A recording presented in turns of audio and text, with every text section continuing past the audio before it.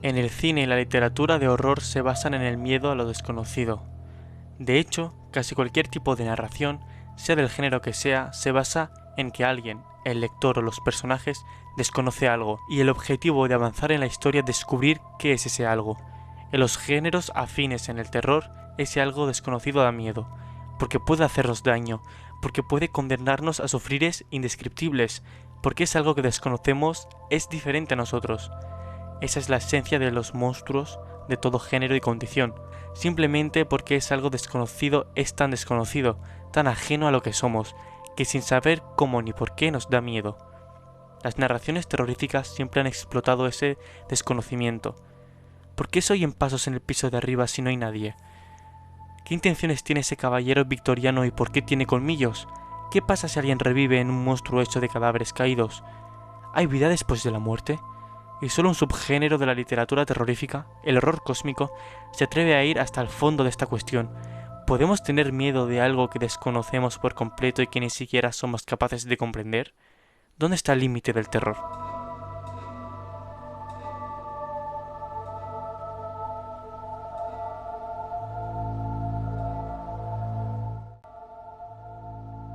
Los humanos nos damos demasiados humos, somos una insignificancia comparados a la inmensidad del universo y la arbitraria de la existencia.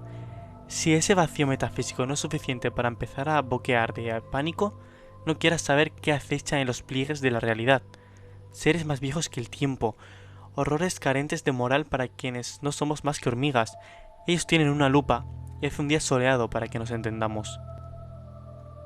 Los relatos de horror cósmico tienen un monstruo, como es habitual en el género, pero a menudo son los más complicados de calificar como tales, ya que no desean activamente ningún mal al género humano.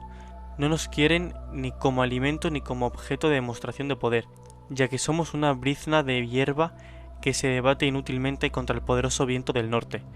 ¿Sabe el viento del norte que las está haciendo pasar canutas? No, ni le importa, pero no por indolencia, crueldad o mera personalidad monstruosa. Es que la escala de varias galaxias de diferencia entre el monstruo y el ser humano no tiene punto de comparación. Quizás el villano de una historia de horror cósmico se prolonga en el tiempo y el espacio mucho más lejos y a mucho más eones de lo que somos capaces de imaginar. Que no es que sea malo, ni lo dibujaron así. Es que el bien y el mal están muy alejados de su escala de valores. ¿Y cómo podemos reaccionar a todo ello? Volviéndonos locos. El horror cósmico es tan nihilista que a menudo no ofrece salida digna a los débiles humanos, ni siquiera la posibilidad de morir aterrados bajo las zarpas de una monstruosidad colosal, temblando ante un rugido selvático o unos colmillos afilados. Lo único que podemos decir es, hasta aquí hemos llegado, sensatez, y perder el juicio. No es solo que no podamos entender a los monstruos del horror cósmico, todo monstruo tiene algo de inaprensible, de un modo u otro. De hecho, relacionado en parte con esa incapacidad para entender hasta la incapacidad para explicar, los protagonistas humanos del horror cósmico no son capaces de encontrar las palabras para describir a qué se enfrentan, y algo de ello se transmite incluso al narrador si el relato no está en primera persona. Ningún testigo del monstruo puede ni empezar a explicar en qué consiste la amenaza, grande, colosal, poderoso, devastador, invisible. No puede saberse, no puedes ni intentarlo, y si lo intentas enloqueces en una especie de cinta de Moebius de la demencia.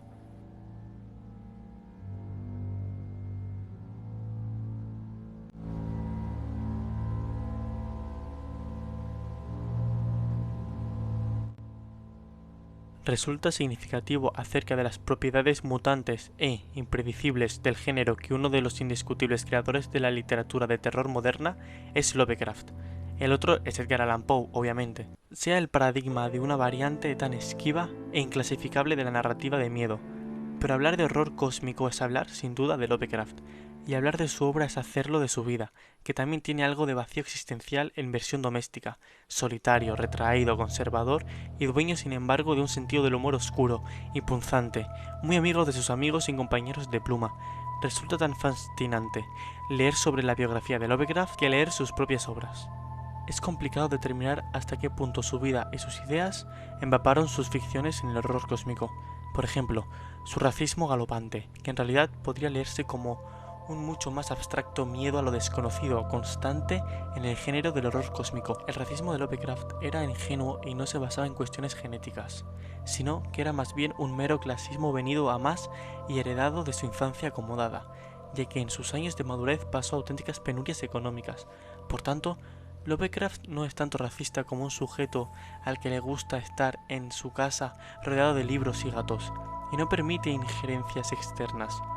Cuando en los relatos de horror cósmico surge algo dispuesto a romper el statu quo humano, nunca es bueno, nunca significa mejora y ciencia, sino más bien horror, incomprensión y destrucción de todo lo que hemos conseguido. Lovecraft contemplaba la revolución industrial como un mare magnum de monstruosidades inhumanas, no como una puerta de progreso, y cuando en una historia de horror cósmico aparecen científicos, exploradores del conocimiento, todo lo que descubren nos revela como microbios en plan general del cosmos o abren la puerta a realidades que no estamos preparados para conocer.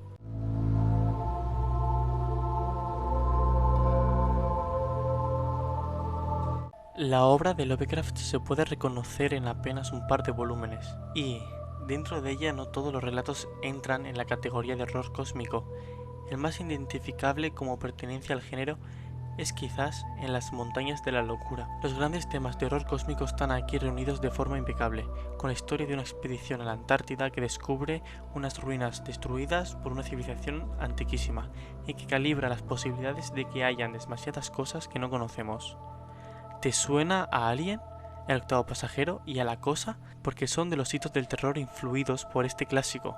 Otro relato lovecraftiano cósmicamente horrible es el mito La llamada de Cthulhu, en el que despierta el gran Cthulhu, el más pop de todos los mitos del género, y con ello la gente empieza a soñar disparates y a hacerse cargo de que el universo es demasiado grande. Junto a ellos, Lovecraft escribió multitud de relatos que pueden considerarse pertenecientes a un canon más o menos estricto de horror cósmico. Unos son los relatos del terror clásico cercanos a Poe, pero con un giro hacia lo inexplicable, lo nihilista y lo demencial. Otros son ensoñaciones a los Lord Dunancy, pero con traca en forma de coloso de los eones al final.